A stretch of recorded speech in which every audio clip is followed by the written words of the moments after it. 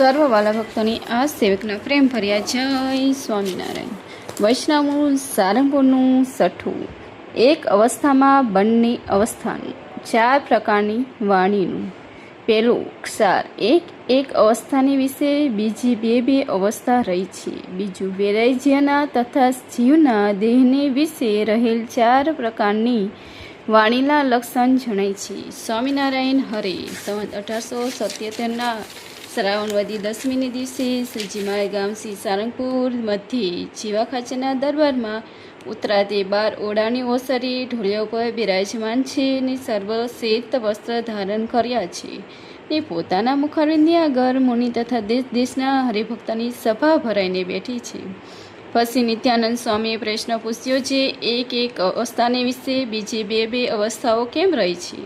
પછી શ્રીજી મહારાજ બોલ્યા છે, આ જીવાત્મા જે તે જેને વિશે રહીને વિષય ભોગને ભોગવે છે તેની અવસ્થા કહીએ. તે અવસ્થા જાગ્રત, સ્વપ્ન અને સુષુપ્ત એ 3 પ્રકારની છે. તેમાં જે જાગ્રત અવસ્થા છે તે વૈરાગ્ય પુરુષની જે સ્થિતિ અથવા તેનું કાર્ય જે તે સત્વગુણાત્મક છે ને નેત્ર સ્થાનકને વિશે રહી છે. એવી જે જાગ્રત અવસ્થા તેને વિશે વિશ્વાભિમાની નામે છે. આ જીવાત્મા તે જે તે સ્થૂળ દેહના અભિમાન સહિત થકો 10 ઇન્દ્રિયોની 4 અંતકરણ કરીને વિવેક સહિત યથાર્થપણે પોતાના પૂર્વકર્મને અનુસારે બાહ્ય શબ્દાદિક પંચ વિષયને ભોગવે છે.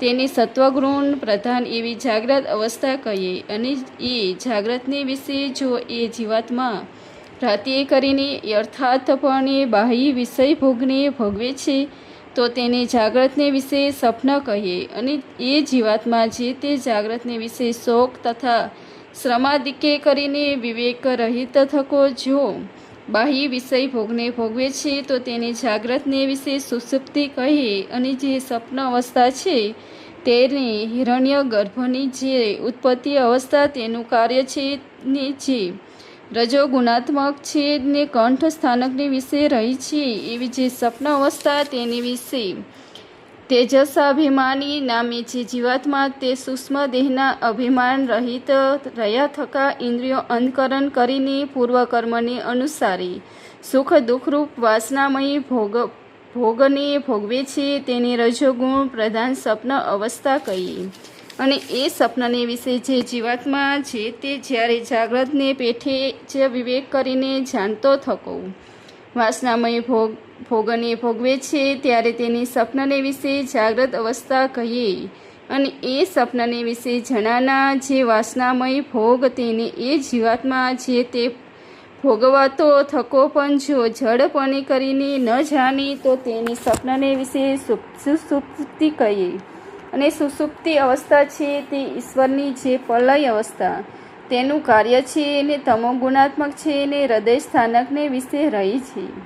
એવી જે સુષુપ્તિ અવસ્થા તે જ્યારે એ જીવને આવે છે ત્યારે ઇન્દ્રિયો અંતકરણની જે વૃત્તિઓ તથા વિષય ભોગની વાસના તથા જ્ઞાતાપણું ને કર્તાપણું એ સર્વ કારણ દેહને વિશે લીન થઈ જાય છે. અને તે કારણ દેહનો અભિમાન જે જ્ઞાન નામે જીવાત્મા તેનું માયા સબર બ્રહ્મના સુખ લેશને વિશે અતિશય લીનપણું થઈ જાય છે. તેને તમોગુણ પ્રધાન સુષુપ્તિ અવસ્થા કહીએ.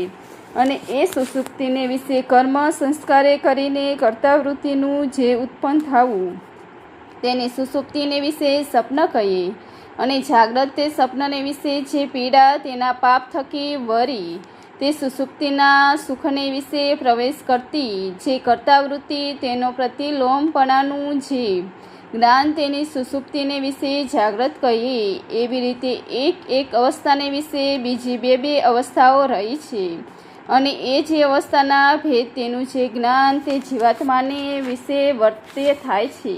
અને વરી તે અવસ્થાને વિશે એ જીવને કર્માનુસારે જે ફળને પમાડનારા છે તેની તુર્યપદ કહે છે, અંતર્યામી કહે છે, દ્રષ્ટા કહે છે, બ્રહ્મ કહે છે ને પરબ્રહ્મ કહે છે.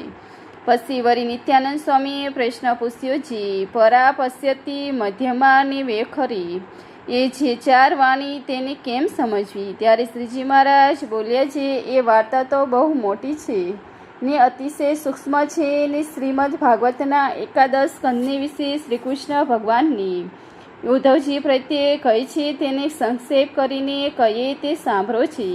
પ્રથમ ઉત્પત્તિકાળને વિશે પુરુષોત્તમ ભગવાન છે તે વિરાજ પુરુષના મસ્તકને વિશે રહ્યું છે.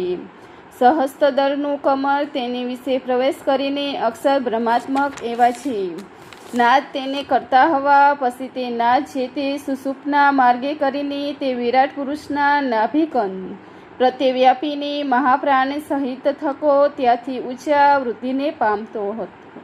તેને કરીને તે વિરાટ પુરુષનું જે નાભિપદ તે અધોમુખ હતું ને ઉધ્વમુખ થતું હતું. એવી રીતે જે વિરાટ પુરુષના નાભિકંદને વિશે જે નાદ થયો તેને પરાવાણી કહીએ અને તે પરાવાણી જે તે વેદની ઉત્પત્તિને અર્થે પોતે ભગવાનને બીજ રૂપે કરીને પ્રકાશી છે ને તે તેજના પ્રવાહરૂપ જે અર્ધ માત્રારૂપ છે. પછી તે પરાવાણી જે તે ત્યાં થકી તે વિરાટના હૃદયાકાશને પામીને પશ્યતી નામે થતી હતી ને જ્યાંથી કંઠ દેશના પાણીને મધ્યના નામે થતી હતી ને ત્યાંથી છે વિરાટના મુખની પામીને વેખરી અજ્ઞાનને પામતી હતી. અને આકાર ઉકાર ને મકાર એ ત્રણ વર્ણરૂપે થઈને પ્રવણ રૂપે થતી હતી અને પછી 52 અક્ષર રૂપે થઈને 4 વેદ રૂપ થતી હતી.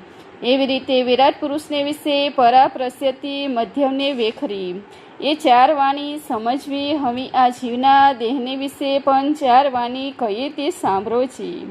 એના એ પુરુષોત્તમ ભગવાન તે જીવને વિશે અંતર્યામી રૂપે કરીને રહ્યા છે અને એ જીવની જે 3 અવસ્થા તેને વિશે સ્વતંત્ર થકા અનુસ્યતિ છે એવા જે ભગવાન તે જ જીવના કલ્યાણને અર્થે પૃથ્વીને વિશે અવતાર ધારે છે. ત્યારે એ જીવ જે તે ભગવાનના સ્વરૂપનું જે પ્રતિપાદન કરે તથા તે ભગવાનના જે ધામ ગુણ ને ઐશ્વર્ય તેનું પ્રતિપાદન કરે તથા તેના ચરિત્રનું વર્ણન કરે તથા આત્મા અનાત્માને વિવેક કરી દેખાડે તથા જીવ ઈશ્વર માયા બ્રહ્મ પરબ્રહ્મ તેના ભેદને પૃથક પૃથક કરીને દેખાડે. એવી જે વાણી તેને પરાવાણી કહીએ ની જે માયિક પદાર્થ તથા વિષય તેને વિવેક સહિત યથાર્થપણે કહી દેખાડે તેને વેખરી વાણી કહીએ. અને પદાર્થને વિષયને ભ્રાંતિ સહિત અયથાર્થપણે કહી દેખાડે તેને મધ્યમાં વાણી કહીએ. અને એ પદાર્થની વિષયને અધંધ સરખું કહી દેખાડે તે કોઈ સમજ્યામાં ન આવે તેને પશ્યતી વાણી કહીએ. એવી રીતે જીવની જાગ્રત અવસ્થાને વિશે 4 વાણીનું રૂપ સમજ્યામાં આવે છે ને સપનાને સુષુપ્તિને વિશે તો કોઈક સમાધિ વાળાને એ 4 વાણીનું રૂપ સમજ્યામાં આવે પણ બીજાને સમજ્યામાં નથી આવતું. ઇતિ વૈષ્ણવ સારંગપુરનું 6ઠું પૂરું થયું છે. જય આનંદ સ્વામી મહારાજની જય.